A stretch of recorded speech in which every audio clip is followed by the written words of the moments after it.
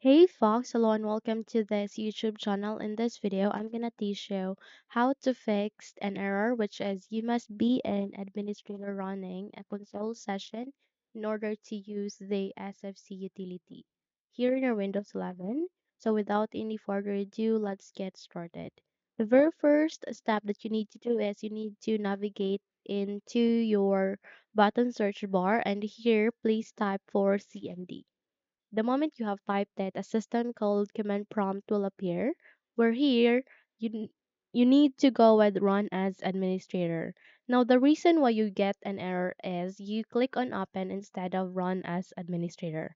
Now it is very a must to click on run as administrator, especially when you are running the command prompt system, since the command text that you would be able to type there or that you will be able to input there will not work out if you click on open instead of this. So it's very recommended to go with run as administrator.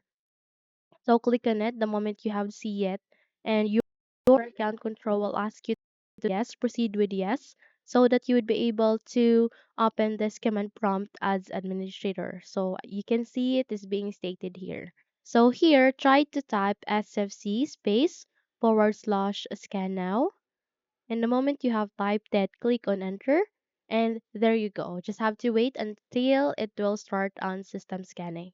Okay? So it will states there. This process will take some time, and just have to wait if you want to do a system scan or SFC utility if you want to do SFC utility here in your Windows. Okay? So that's it. If you think this video helps you a lot, then don't forget to subscribe, hit the like button as well as the bell icon to be updated for more tutorials like this. Thank you for watching this video and have a good day.